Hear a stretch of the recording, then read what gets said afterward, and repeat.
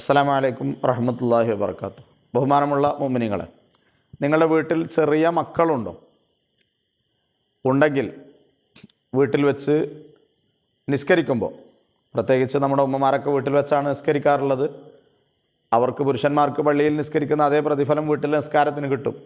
പക്ഷേ വീട്ടിൽ നിസ്കരിക്കുന്നവർ ചില കാര്യങ്ങൾ പ്രത്യേകം ശ്രദ്ധിച്ചിട്ടില്ലെങ്കിൽ നമ്മുടെ നിസ്കാരം സ്വഹീഹാവാതെ വരും.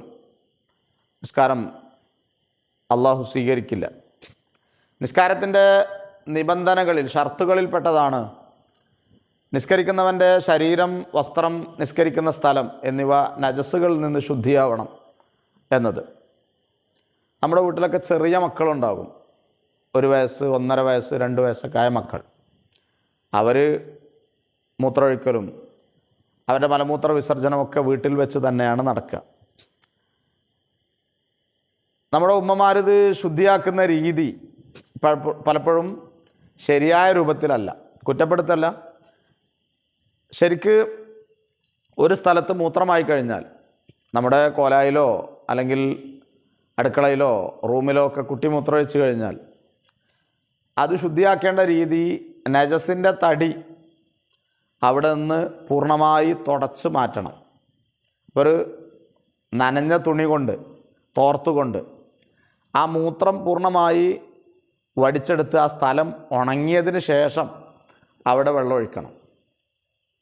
ഇങ്ങനെയല്ല പല വീടുകളിലും ചെയ്യാറുള്ളത്. സാധാരണ ഒരു തുടപ്പ് കൊണ്ടുവരും, അതങ്ങനെ തുടച്ച് പരത്തും. മഴക്കാലമൊക്കെ ആണെങ്കിൽ നനഞ്ഞ തുടപ്പായിരിക്കും. അതങ്ങനെ തുടക്കുമ്പോൾ എല്ലാ ഭാഗത്തേക്കും, കുട്ടി ഒരു സ്ഥലത്ത് മൂത്രമൊഴിച്ചു, അതെല്ലാ ഭാഗത്തേക്കും നമ്മൾ പരത്തി മൊത്തം നജസാവുന്നൊരു സാഹചര്യമാണ് ഉണ്ടാവാറുള്ളത്.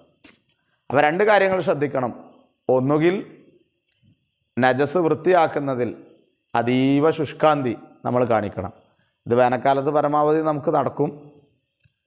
കൃത്യമായി ഉണങ്ങിയ തുണി കൊണ്ട് നജസ് പൂർണ്ണമായി വടിച്ചെടുത്ത് പിന്നെ വെള്ളമൊഴിച്ച് ആ സ്ഥലം ശുദ്ധിയാക്കാം. പക്ഷെ അത് പല വീടുകളിലും ചെയ്യാറില്ല. മഴക്കാലത്ത് പ്രത്യേകിച്ചും ഇത് ചെയ്യാറില്ല. കാരണം തുടപ്പുകളൊക്കെ നനഞ്ഞിട്ടായിരിക്കും. അപ്പോൾ അത് പ്രായോഗികമാവുകയും ചെയ്യില്ല. എന്നാൽ നിസ്കാരം നമുക്ക് നിർവഹിക്കണം താനും. പുറത്തു നിന്ന് നമ്മൾ ഒതുണ്ടാക്കി വരുമ്പോൾ നമ്മൾ നനഞ്ഞ കാലുമായി ഈ സ്ഥലങ്ങളിൽ ചവിട്ടിയാൽ നമ്മുടെ കാല് നജസാകും. അങ്ങനെ നമ്മൾ നിസ്കാരപ്പായിലേക്ക് കയറിയാൽ നിസ്കാരപ്പായ നജസാകും. നിസ്കാരം സ്വഹീഹാവില്ല.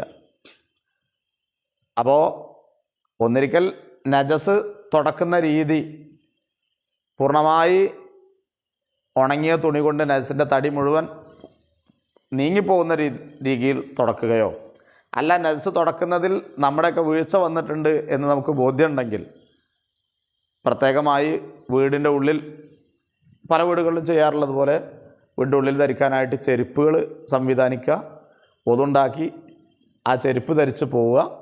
എന്നിട്ട് നമ്മുടെ നിസ്കാരത്തിന് വേണ്ടി വീടുകളിലൊക്കെ നിസ്കാര റൂം വളരെ നല്ലതാണ്. അല്ലെങ്കിൽ നമ്മുടെ വീട്ടിലെ ഒരു സ്ഥലം, ഒരു റൂം നിസ്കാരത്തിന് വേണ്ടി അത് മാറ്റിവെക്കുക. കുട്ടികളൊന്നും വരാത്ത രൂപത്തിൽ അടച്ചുറപ്പുള്ളൊരു സ്ഥലം. അവിടെ നിസ്കാരപ്പായിലേക്ക് എത്തുന്നത് വരെ ഈ ചെരുപ്പിൽ പോവുക, നേരെ നിസ്കാരപ്പായിലേക്ക് പ്രവേശിക്കുക, അങ്ങനെ നിസ്കരിക്കുക. അല്ലാതെ നമ്മൾ നനഞ്ഞ കാലുകൊണ്ട് ഈ വൃത്തിയാവാത്ത സ്ഥലത്ത് ചവിട്ടിക്കഴിഞ്ഞാൽ നമ്മുടെ കാല് നജസാവും, നിസ്കാരം സ്വഹിയാവില്ല. അപ്പോൾ അതുകൊണ്ട് നമ്മൾ ചെയ്യുന്ന ഇബാദത്തുകൾ കുറ്റമറ്റതാവണം. ഈ കാര്യം എല്ലാവരും ഗൗരവത്തിൽ ശ്രദ്ധിക്കണം. അല്ലാഹു സുബ്ഹാനഹു വ തആല തൗഫീഖ് നൽകട്ടെ. ആമീൻ യാ റബ്ബൽ ആലമീൻ. അസ്സലാമു അലൈക്കും വറഹ്മത്തുള്ളാഹി.